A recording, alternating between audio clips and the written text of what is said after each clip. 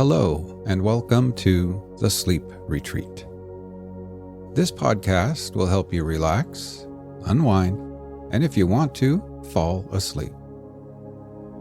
If you're already familiar with the show, feel free to skip ahead to 4 minutes and 30 seconds.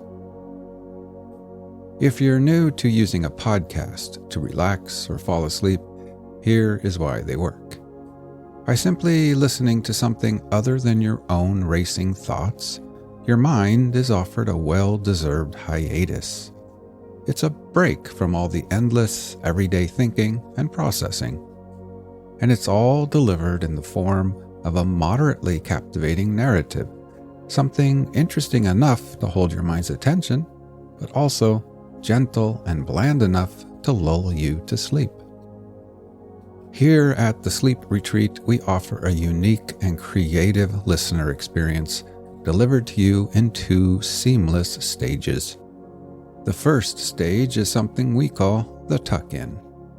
During this approximately 10-minute segment, I'll be engaging your dreamy imagination and setting you down into an immersive, serene, comfortable space, a place far, far away, perfect for dozing off. And along the way, I'll guide you with simple things you can do to further relax and prepare for pending sleep. After this stage, when we are all tucked in and comfy in this make-believe lullaby land, it's time for the next stage, the drift-off. The drift-off is when we transition together into that sleepy state of slumber. First, we are guided by the somewhat interesting, yet also delightfully monotonous narration of this week's episode, often delivered in the style of an old AM radio or other lo-fi experience. After approximately 45 minutes, the narration concludes, transitioning seamlessly into a 30-minute or longer segment featuring nothing but the continued ambient sounds from our peaceful lullaby land. These soothing background noises range from the rumble of a thunderstorm and the distant calls of seagulls to the steady hum of a car engine, all designed for continued peaceful sleep. Now, it's good to know that it's common with sleep podcasts that it might take 2 or 3 listens before your brain fully sort of trains itself to relax to this show. Once you do, though, just as children love hearing the same bedtime story over and over again, upon return here, you'll find yourself quickly feeling more relaxed and peaceful and diving towards sleep. In this first series, we will feature readings from the Warren Commission report on the assassination of President John F. Kennedy. Now, this might sound like an unusual choice for a bedtime story, but believe me, it works. It's a blend of intrigue and at times wonderfully dull narrative, ideal for lulling you to sleep. I should say perhaps that the first few episodes might lean a little more towards the interesting side of the equation, but as the series progresses, they get increasingly monotonous and bland, perfect for sleeping. And you can always jump ahead in the series if you would like. Other stories are coming in the future, and there are several different sleeping environments you can choose from for each episode. Try them out until you find the perfect one for you, or maybe you mix it up from day to day, depending on your mood. If you have any questions or suggestions, send an email to info@porchlightpodcast.network. Now, let's get all settled in at the Sleep Retreat.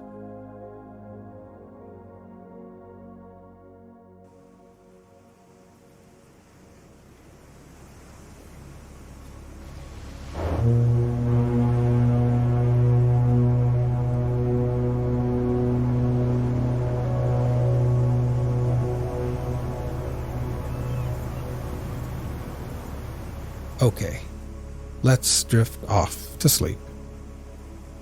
Today you'll be listening and dozing off on a warm afternoon at Grandma and Grandpa's at Gull Harbor.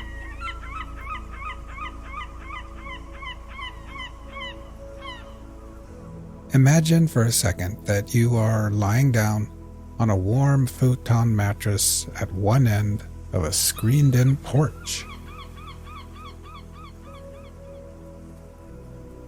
The porch faces the harbor, the bay, and the ocean on the horizon.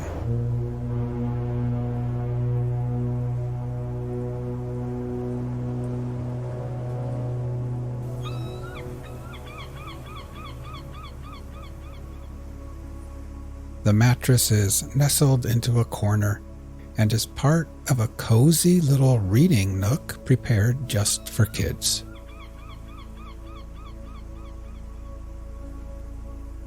There is a little bookshelf there full of comics, magazines, crosswords, and children's books.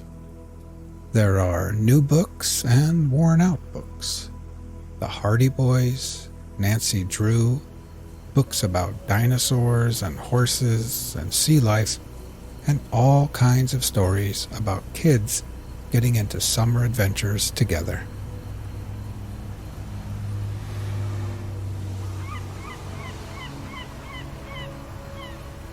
A blue plastic and white transistor radio sits next to a stack of puzzles and board games. A wooden box contains decks of playing cards, dice, jacks, and short little pencils that have been sharpened way too many times.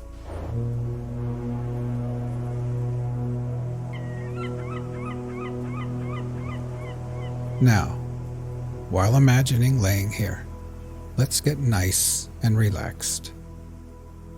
First, close your eyes and just become aware of your breathing, feeling your chest gently rise and fall again.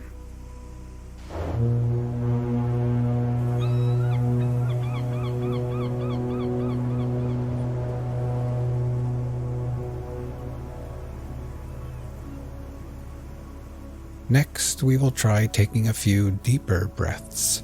First, filling your lungs with air, then holding it in for 2 or 3 seconds before gently exhaling and letting it all go. Ready? Breathe in deeply, hold for 3, 2, 1, and then exhale.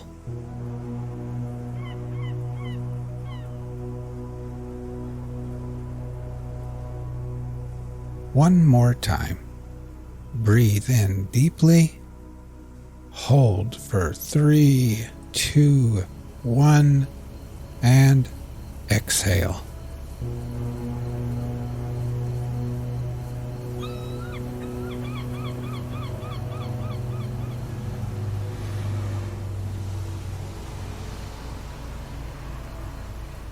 And try thinking to yourself, as I lay here at Gull Harbor, I can feel gravity's pull tugging me gently back towards Earth.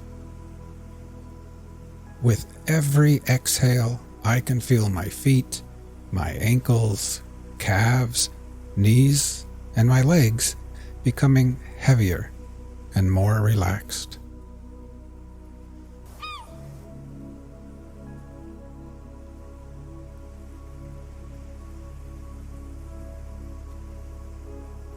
Now you can feel the cool, salty ocean air on your skin.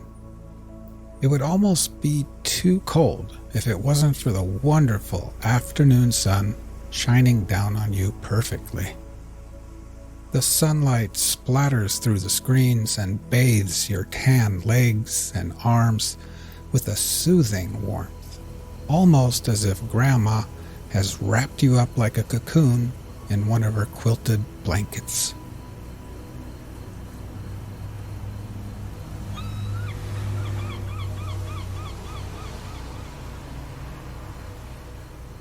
Inside the house, the TV is on, and you can hear Grandma and Grandpa moving around after lunch.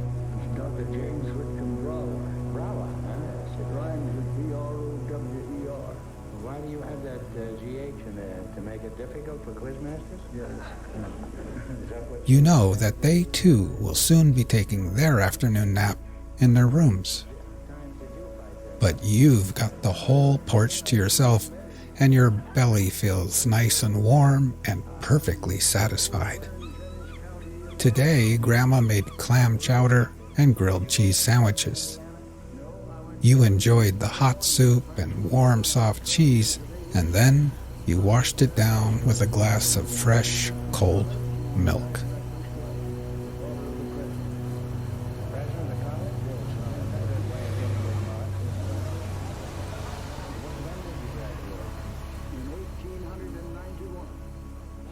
Now, try taking a few more deep breaths. First, filling your lungs with air, holding it there briefly before gently exhaling and letting it all go. Ready? Breathe in deeply, hold for 3, 2, 1, and then exhale.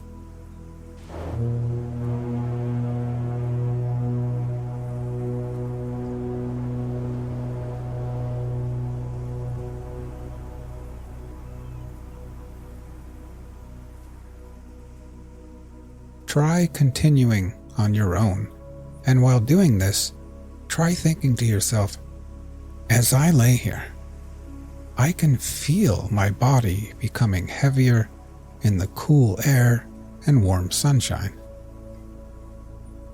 With each exhale, I can feel my hands and arms and my torso becoming heavier and heavier and more relaxed.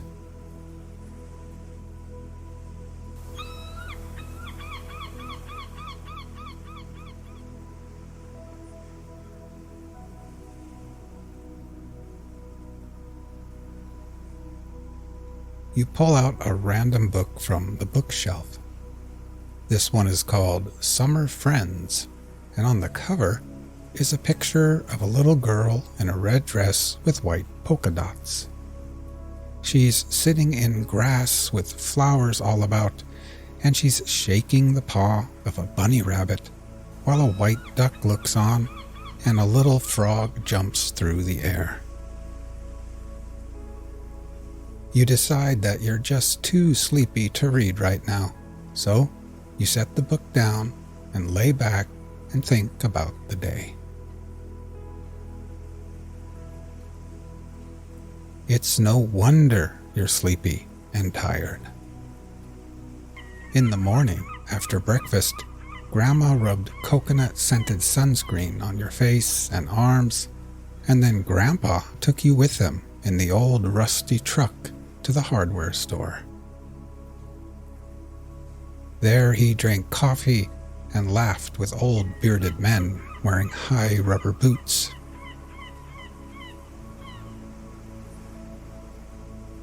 Then you went with him to the docks at the harbor, where he showed you the best place to buy fresh clams, crab, and fish.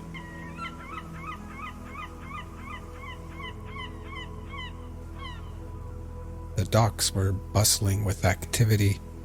Wooden boats creaked against the tide, fishermen shouted to one another, and the air was thick with the scent of salt water, fresh fish, and diesel.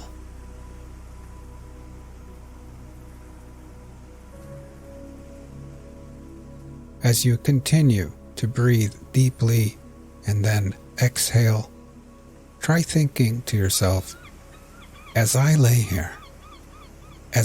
here, my whole body feels heavy and relaxed. With every exhale, I can feel gravity pulling me back towards Earth gently. I can feel my head, my shoulders, my neck becoming relaxed and at ease. And my legs are heavy and at peace with gravity's pull.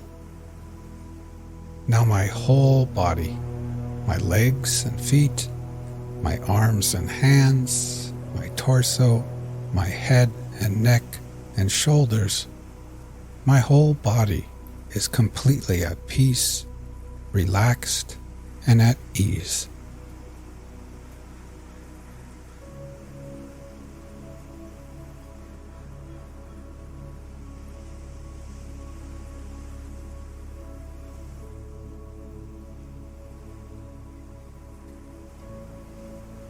In the late morning, after coming back to the house with Grandpa, you had borrowed his binoculars and walked up Whalebone Hill, where you could see everything far and wide.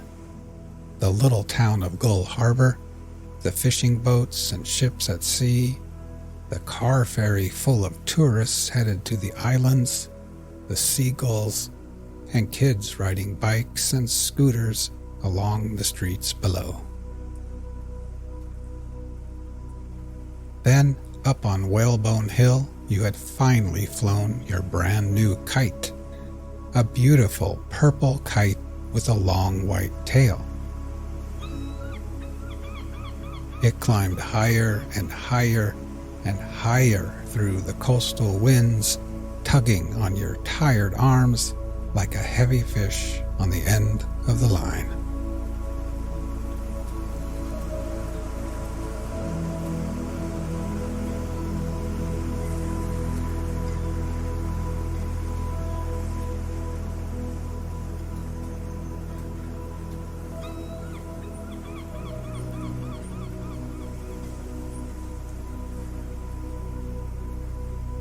But now, so drowsy, laying under the sun on the porch, after a long morning of adventures in the crisp, fresh coastal air, you pick up the transistor radio and dial into a random station.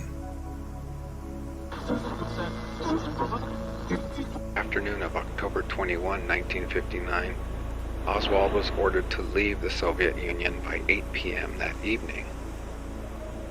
That same afternoon in his hotel room, Oswald, and then you set the radio down, lay back, and close your eyes. On October 31, 3 days after his release from the hospital, Oswald appeared at the American embassy, announced that he wished to renounce his U.S. citizenship and become a Russian citizen, and handed the embassy officer a written statement he had prepared for the occasion. When asked his reasons, Oswald replied, "I'm a Marxist." Oswald never formally complied with the legal steps necessary to renounce his American citizenship.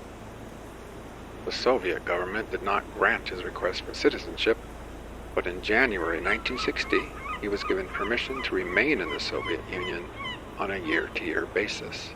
At the time, Oswald was sent to Minsk, where he worked in a radio factory as an unskilled laborer.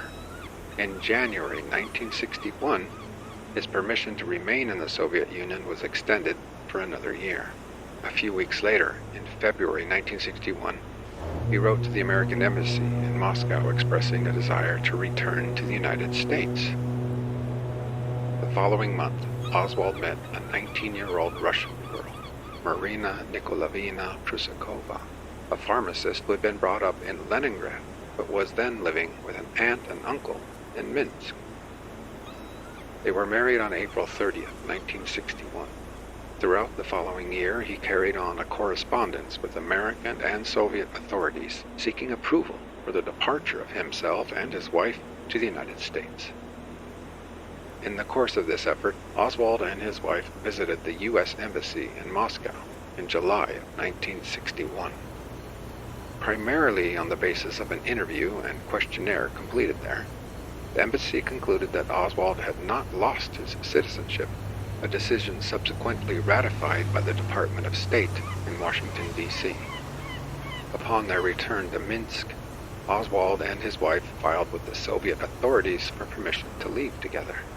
Their formal application was made in July 1961, and on December 25, 1961, Marina Oswald was advised it would be granted. A daughter was born to the Oswalds in February 1962. In the months that followed, they prepared for their return to the United States.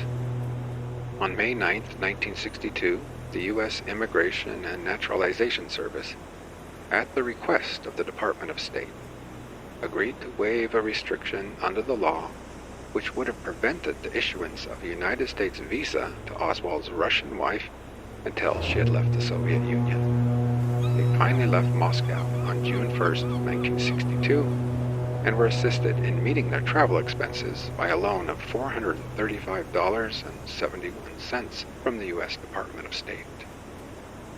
2 weeks later, they arrived in Fort Worth, Texas. For a few weeks, Oswald, his wife, and child lived with Oswald's brother, Robert.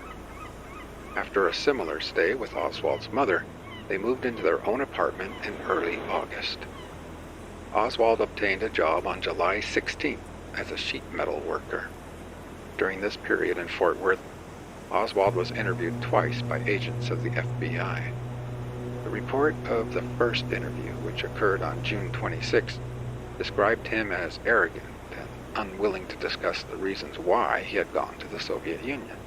Oswald denied that he was involved in Soviet intelligence activities and promised to advise the FBI if the Soviet representatives ever communicated with him. He was interviewed again on August 16th when he displayed a less belligerent attitude and once again agreed to inform the FBI of any attempt to enlist him in intelligence activities. In early October 1962, Oswald quit his job at the sheet metal plant and moved to Dallas. While living in Fort Worth, the Oswalds had been introduced to a group of Russian-speaking people in the Dallas-Fort Worth area. Many of them assisted the Oswalds by providing small amounts of food, clothing, and household items. Oswald himself was disliked by almost all of this group, whose help to the family was prompted primarily by sympathy for Marina Oswald and the child. Despite the fact that he had left the Soviet Union disillusioned with its government, Oswald seemed more firmly committed than ever to his concepts of Marxism. He showed disdain for democracy, capitalism, and American society in general. He was highly critical of the Russian-speaking group because they seemed devoted to American concepts of democracy and capitalism and were ambitious to improve themselves economically. In February 1963, the Oswalds met Ruth Payne at a social gathering. Ruth Payne was temporarily separated from her husband and living with her 2 children in their home in Irving, Texas, a suburb of Dallas. Because of an interest in the Russian language and sympathy for Marina Oswald, who spoke no English and had little funds, Ruth Payne befriended Marina and during the next 2 months visited her on several occasions. On April 6, 1963, Oswald lost his job with a photography firm. A few days later, on April 10th, he attempted to kill Major General Edwin A. Walker, resigned U.S. Army, using a rifle which he had ordered by mail 1 month previously under an assumed name. Marina Oswald learned of her husband's act when she confronted him with a note which he had left, giving her instructions in the event he did not return. That incident and their general economic difficulties impelled Marina Oswald to suggest that her husband leave Dallas and go to New Orleans to look for work. Oswald left for New Orleans on April 24, 1963. Ruth Payne, who knew nothing of the Walker shooting, invited Marina Oswald and the baby to stay with her in the Paynes' modest home while Oswald sought work in New Orleans. Early in May, upon receiving word from Oswald that he had found a job, Ruth Payne drove Marina Oswald and the baby to New Orleans to rejoin Oswald. During the stay in New Orleans, Oswald formed a fictitious New Orleans chapter of the Fair Play for Cuba Committee. He posed as secretary of this organization and represented that the president was A.J. Heidel. In reality, Heidel was a completely fictitious person created by Oswald, the organization's only member. Oswald was arrested on August 9th in connection with a scuffle which occurred while he was distributing pro-Castro leaflets. The next day, while at the police station, he was interviewed by an FBI agent after Oswald requested the police to arrange such an interview. Oswald gave the agent false information about his own background and was evasive in his replies concerning fair play for Cuba activities. During the next 2 weeks, Oswald appeared on radio programs twice, claiming to be the spokesman for the Fair Play for Cuba Committee in New Orleans. On July 19, 1963, Oswald lost his job as a greaser of coffee processing machinery. In September, after an exchange of correspondence with Marina Oswald, Ruth Payne drove to New Orleans and on September 23rd transported Marina, the child, and the family belongings to Irving, Texas. Ruth Payne suggested that Marina Oswald, who was expecting her second child in October, live at the Payne house until after the baby was born. Oswald remained behind, ostensibly to find work either in Houston or some other city. Instead, he departed by bus for Mexico, arriving in Mexico City on September 27th, where he promptly visited the Cuban and Russian embassies. His stated objective was to obtain official permission to visit Cuba on his way to the Soviet Union. The Cuban government would not grant his visa unless the Soviet government also issue a visa permitting his entry into Russia. Oswald's effort to secure these visas failed, and he left for Dallas, where he arrived on October 3rd, 1963. When he saw his wife the next day, it was decided that Oswald would rent a room in Dallas and visit his family on weekends. For 1 week, he rented a room from Mrs. Bledsoe, the woman who later saw him on the bus shortly after the assassination. On October 14, 1963, he rented the Beckley Avenue room and listed his name as O.H. Lee. On the same day, at the suggestion of a neighbor, Mrs. Payne phoned the Texas School Book Depository and was told that there was a job opening. She informed Oswald, who was interviewed the following day at the depository and started to work there on October 16, 1963. On October 20th, the Oswald's second daughter was born. During October and November, Oswald established a general pattern of weekend visits to Irving, arriving on Friday afternoon and returning to Dallas Monday morning with a fellow employee, Buell Wesley Fraser, who lived near the Paynes. On Friday, November 15th, Oswald remained in Dallas at the suggestion of his wife, who told him that the house would be crowded because of a birthday party of Ruth Payne's daughter. On Monday, November 18th, Oswald and his wife quarreled bitterly during a telephone conversation because she learned for the first time that he was living at the rooming house under an assumed name. On Thursday, November 21st, Oswald told Fraser that he would like to drive to Irving to pick up some curtain rods for an apartment in Dallas. His wife and Mrs. Payne were quite surprised to see him, since it was a Thursday night. They thought he had returned to make up after Monday's quarrel. He was conciliatory, but Marina Oswald was still angry. Later that evening, when Mrs. Payne had finished cleaning the kitchen, she went into the garage and noticed that the lights were burning. She was certain that she had not left it on, although the incident appeared unimportant at the time. The following morning, Oswald left while his wife was still in bed. She did not see him leave the house, nor did Ruth Payne. On the dresser in the room, he left his wedding ring, which he had never done before. His wallet, containing $170, was left intact in a dresser drawer. Oswald walked to Fraser's house about a half a block away and placed a long, bulky package made out of wrapping paper and tape into the rear seat of the car. He told Fraser that the package contained curtain rods. When they reached the depository parking lot, Oswald walked quickly ahead. Fraser noticed and saw Oswald enter the depository building carrying the long, bulky package with him.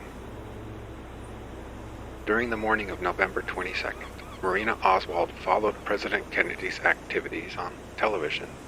She and Ruth Payne cried when they heard that the president had been shot. Ruth Payne translated the news of the shooting to Marina Oswald as it came over the television, including the report that the shots were probably fired from the building where Oswald worked. When Marina Oswald heard this, she recalled the Walker episode and the fact that her husband still owned the rifle.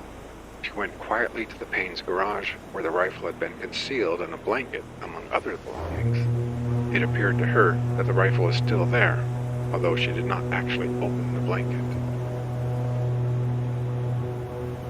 At about 3 p.m., the police arrived at the Payne house and asked Marina Oswald whether her husband owned a rifle. She said that he did, and then led them into the garage and pointed to the rolled-up blanket. As a police officer lifted it, the blanket hung limply over either side of his arm. The rifle was not there. Meanwhile, at police headquarters, Captain Fritz had begun questioning Oswald. Soon after the start of the first interrogation, agents of the FBI and the U.S. Secret Service arrived and participated in the questioning. Oswald denied having anything to do with the assassination of President Kennedy or the murder of Patrolman Tippit. He claimed that he was eating lunch at the time of the assassination and that he then spoke with his foreman for 5 to 10 minutes before going home. He denied that he owned a rifle, and when confronted in a subsequent interview with a picture showing him holding a rifle and a pistol, he claimed that his face had been superimposed on somebody else's body.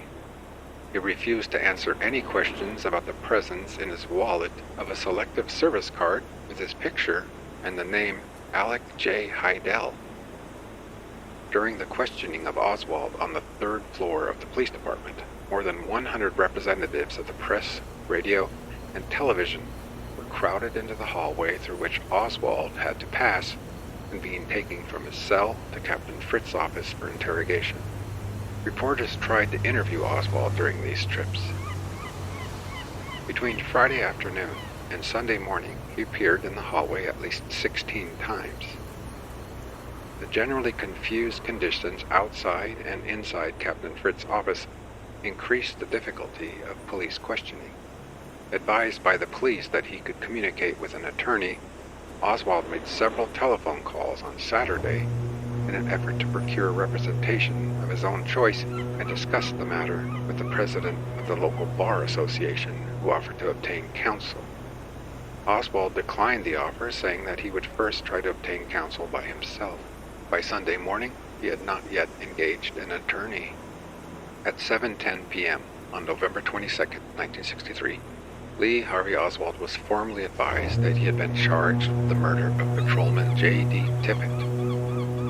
Several witnesses to the Tippit slaying and to the subsequent flight of the gunman had positively identified Oswald in police lineups.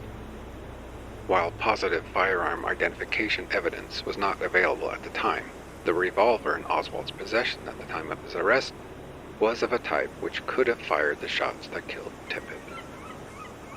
The formal charge against Oswald for the assassination of President Kennedy was lodged shortly after 1:30 a.m. on Saturday, November 23rd. By 10 p.m. of the day of the assassination, the FBI had traced the rifle found on the 6th floor of the school book depository to a mail order house in Chicago, which had purchased it from a distributor in New York. Approximately 6 hours later, the Chicago firm advised that this rifle had been ordered in March 1963 by an A. Heidel for shipment to a post office box 2915 in Dallas, Texas, a box rented by Oswald. Payment for the rifle was remitted by a money order signed by A. Heidel. By 6:45 p.m. on November 23rd, the FBI was able to advise the Dallas police that, as a result of handwriting analysis on the documents used to purchase the rifle, it had concluded that the rifle had been ordered by Lee Harvey Oswald. Throughout Friday and Saturday, the Dallas police released to the public many of the details concerning the alleged evidence against Oswald.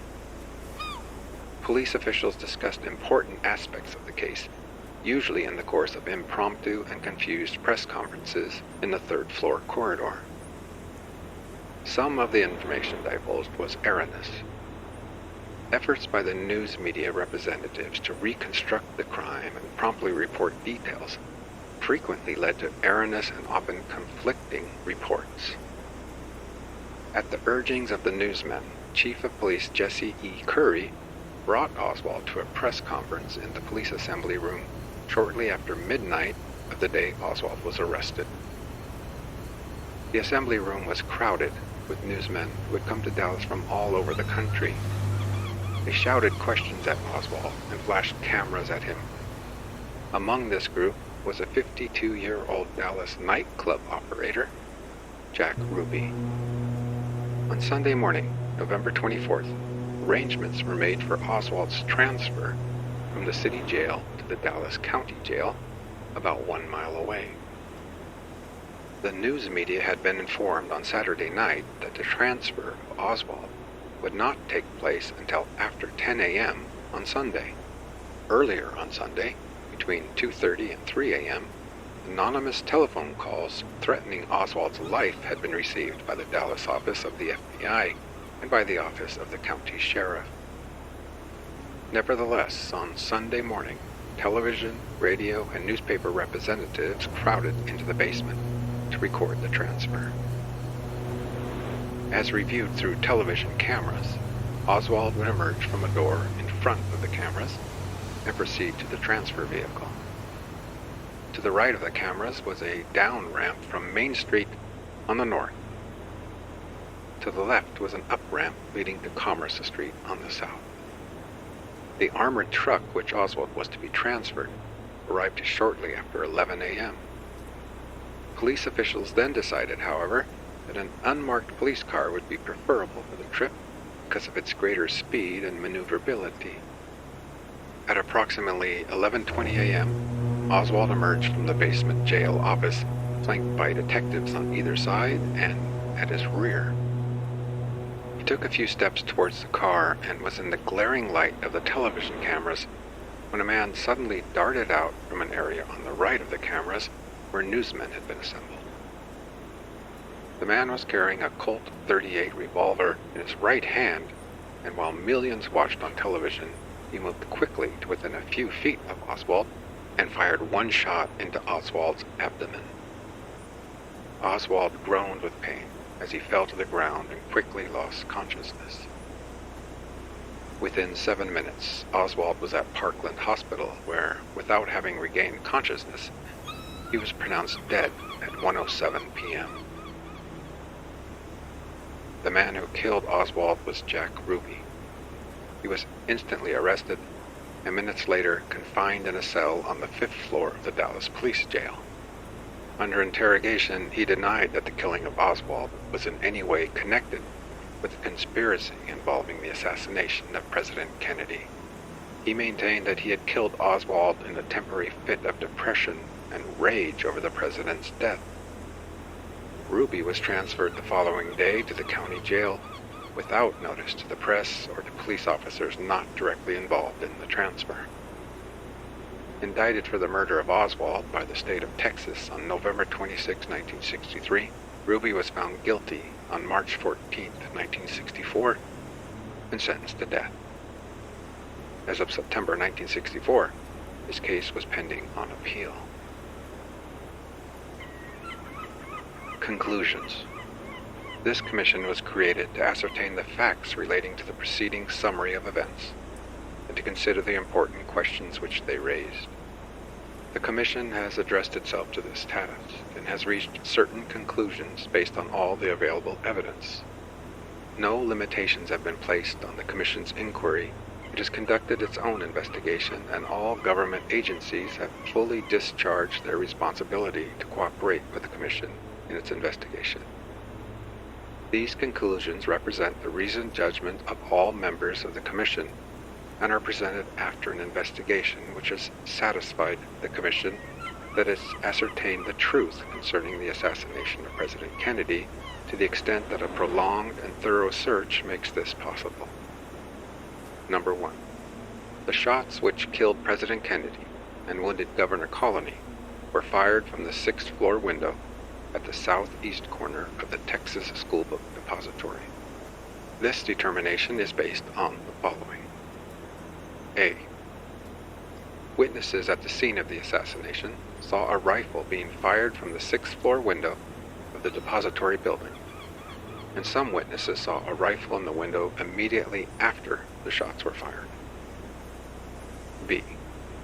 The nearly whole bullet found on Governor Colony's stretcher at Parkland Memorial Hospital, and the 2 bullet fragments found in the front seat of the presidential limousine were fired from a 6.5mm Mannlicher Carcano rifle found on the 6th floor of the depository building, to the exclusion of all other weapons. C. The 3 used cartridge cases found near the window on the 6th floor at the southeast corner of the building were fired from the same rifle which fired the above-described bullet and fragments, to the exclusion of all other weapons. D. The windshield in the presidential limousine was struck by a bullet fragment on the inside surface of the glass, but was not penetrated.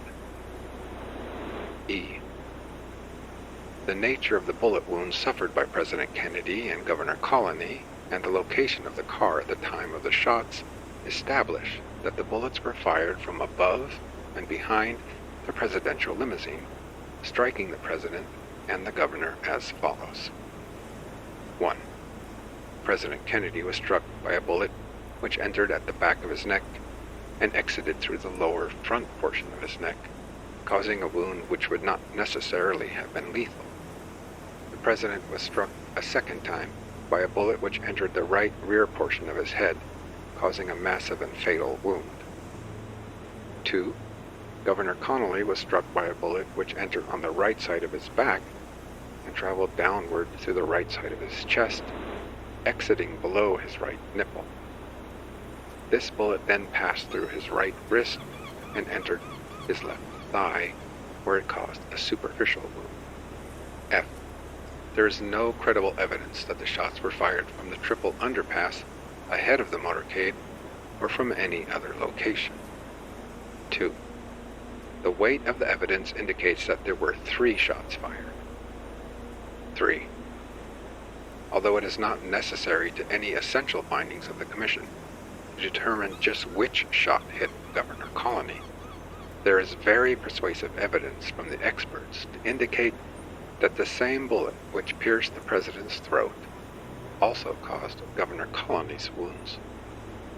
However, Governor Colony's testimony and certain other factors have given rise to some difference of opinion as to this probability, but there is no question in the mind of any member of the Commission that all the shots which caused the President's and Governor Colony's wounds were fired from the 6th floor window of the Texas Schoolbook Depository. 4. The shots which killed President Kennedy and wounded Governor Colony were fired by Lee Harvey Oswald. This conclusion is based upon the following. A. The Mannlicher Carcano 6.5mm Italian rifle from which the shots were fired was owned by and the possession of Oswald. B. Oswald carried this rifle into the depository building on the morning of November 22, 1963. C. Oswald, at the time of the assassination, was present at the window from which the shots were fired. D. Shortly after the assassination, the rifle belonging to Oswald was found partially hidden between some cartons on the 6th floor, and the improvised paper bag in which Oswald brought the rifle to the depository was found close by the window from which the shots were fired. E.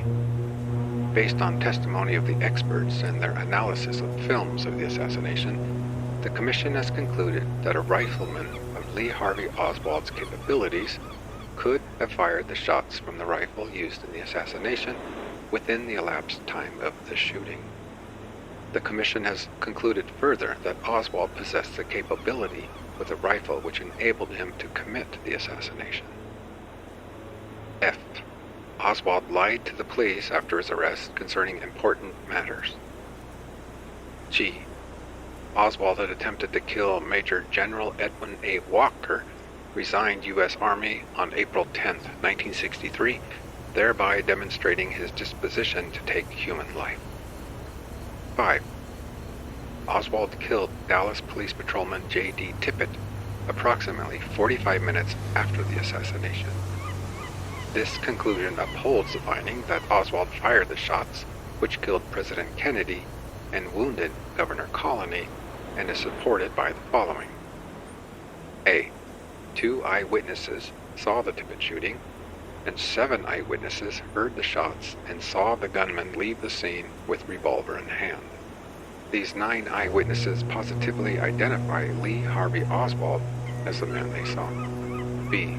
The cartridge cases found at the scene of the shooting were fired from the revolver in the possession of Oswald at the time of his arrest, to the exclusion of all other weapons. C.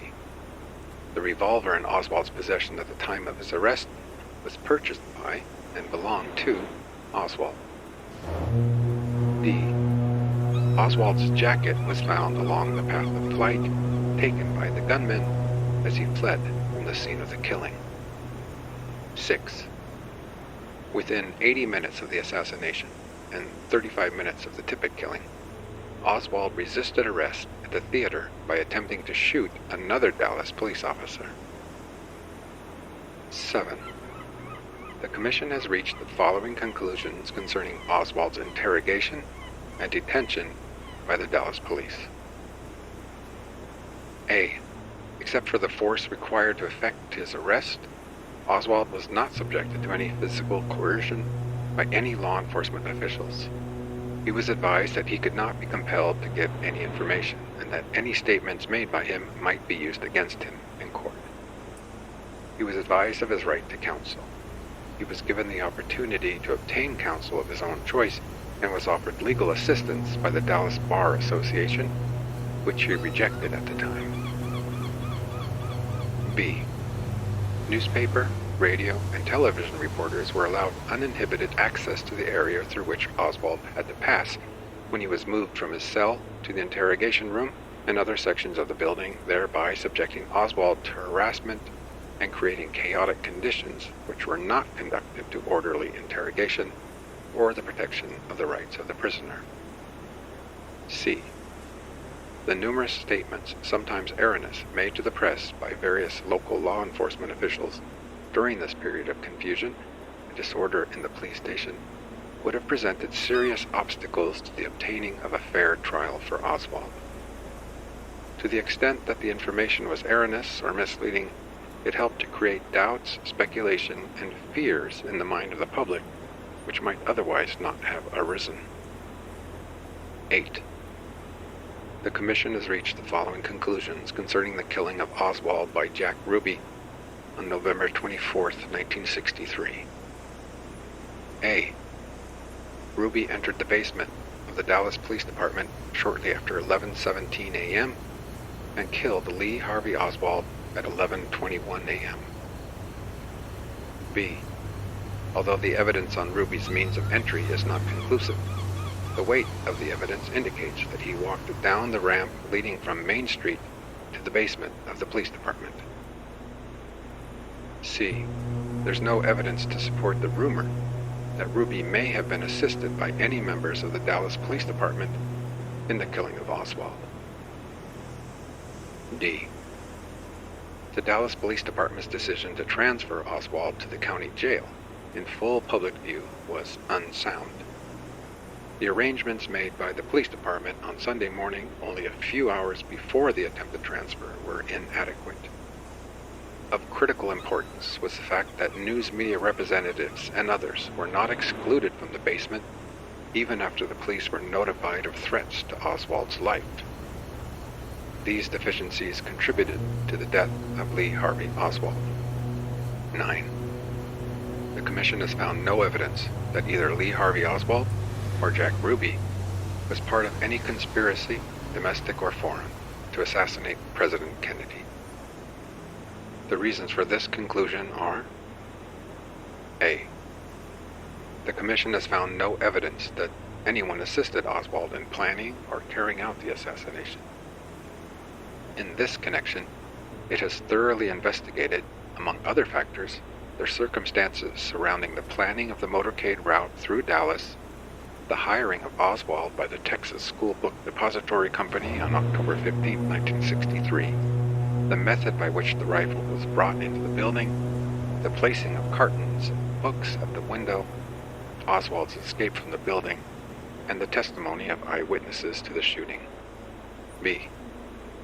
The Commission has found no evidence that Oswald was involved with any person or group in a conspiracy to assassinate the President, although it has thoroughly investigated, in addition to other possible leads, all facets of Oswald's associations, finances, and personal habits, particularly during the period following his return from the Soviet Union in June 1962. C. The Commission has found no evidence to show that Oswald was employed, persuaded, or encouraged by any foreign government to assassinate President Kennedy, or that he was an agent of any foreign government, although the Commission has reviewed the circumstances surrounding Oswald's defection to the Soviet Union, his life there from October of 1959 to June of 1962 so far as it can be reconstructed, his known contacts with the Fair Play for Cuba Committee, and his visits to the Cuban and Soviet embassies in Mexico City during his trip from Mexico from September 26 to October 3, 1963, and his known contacts with the Soviet embassy in the United States. D. The Commission has explored all attempts of Oswald to identify himself with various political groups, including the Communist Party USA, the Fair Play for Cuba Committee, and the Socialist Workers' Party, and has been unable to find any evidence that the contacts which he initiated were related to Oswald's subsequent assassination of the President. E. All of the evidence before the Commission established that there was nothing to support the speculation that Oswald was an agent, employee, or informant of the FBI, the CIA, or any other governmental agency. It has thoroughly investigated Oswald's relationships prior to the assassination with all agencies of the U.S. government. All contacts with Oswald by any of these agencies were made in the regular exercise of their different responsibilities. F. No direct or indirect relationship between Lee Harvey Oswald and Jack Ruby has been discovered by the Commission, nor has it been able to find any credible evidence that either knew the other, although a thorough investigation was made of the many rumors and speculations of such a relationship. G. The Commission has found no evidence that Jack Ruby acted with any other person in the killing of Lee Harvey Oswald. H. After careful investigation, the Commission has found no credible evidence that Ruby and Officer Tippit, who was killed by Oswald, knew each other, or that Oswald and Tippit knew each other. 10. In its entire investigation, the Commission has found no evidence of conspiracy, subversion, or disloyalty to the U.S. government by any federal, state, or local official. 11. On the basis of the evidence before the Commission, it concludes that Oswald acted alone. Therefore, to determine the motives for the assassination of President Kennedy, one must look at the assassin himself. Clues to Oswald's motives can be found in his family history, his education, or lack of it, his acts, his writings, and the recollections of those who had close contacts with him throughout his life.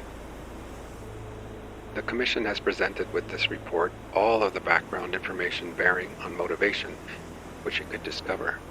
Thus, others may study Lee Oswald's life and arrive at their own conclusions as to his possible motives. The Commission did not make any definitive determination of Oswald's motives. It has endeavored to isolate factors which contributed to his character and which might have influenced his decision to assassinate President Kennedy. These factors were: A. His deep-rooted resentment of all authority, which is expressed as a hostility towards every society in which he lived. B.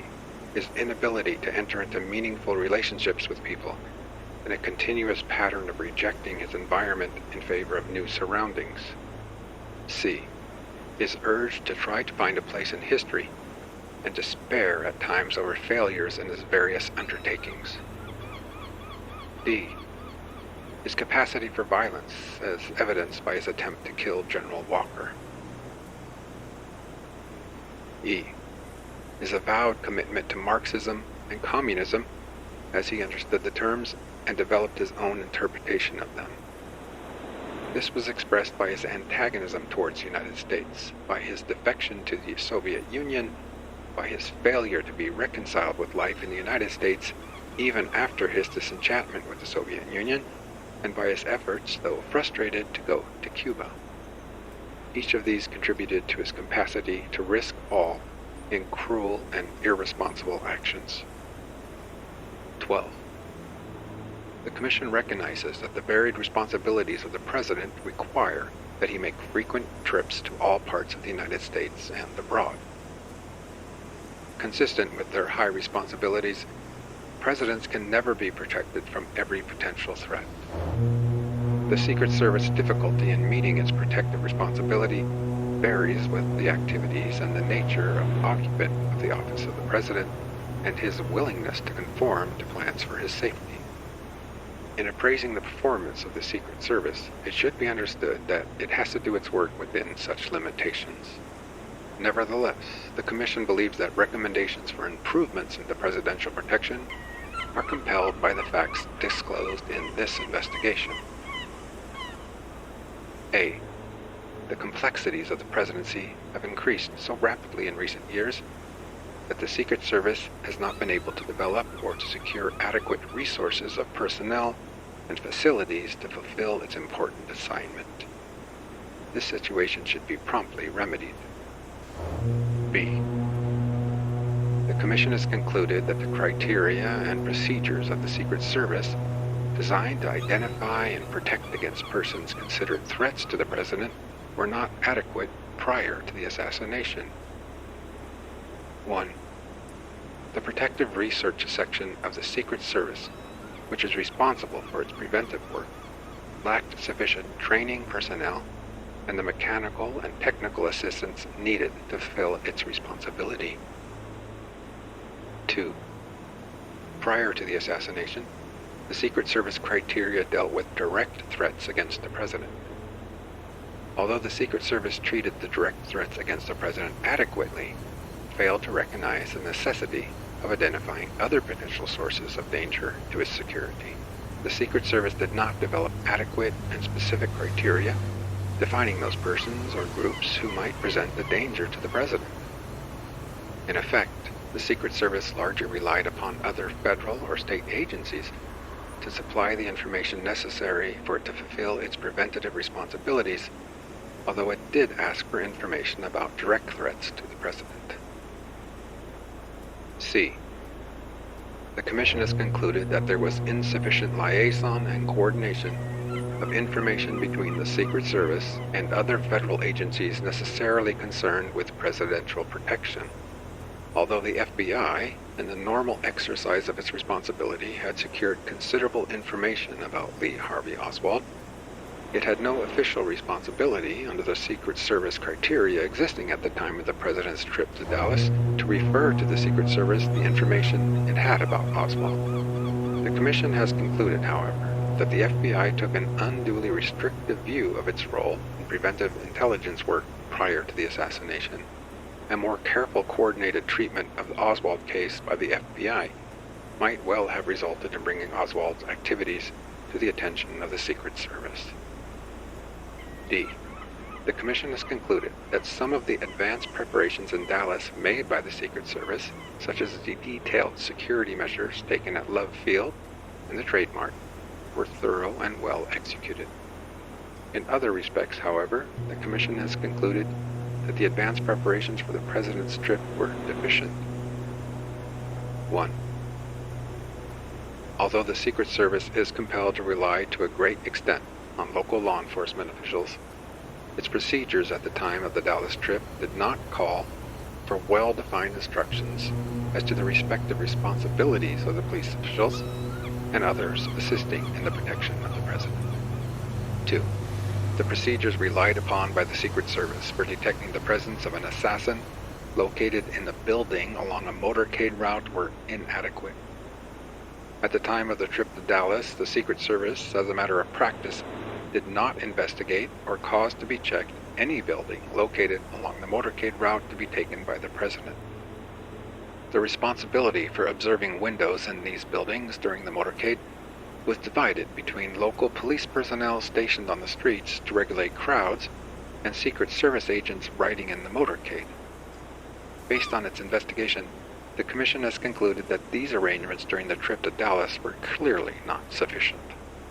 The configuration of the presidential car and the seating arrangements of the Secret Service agents in the car did not afford the Secret Service agents the opportunity they should have had to be of immediate assistance to the President at the first sign of danger.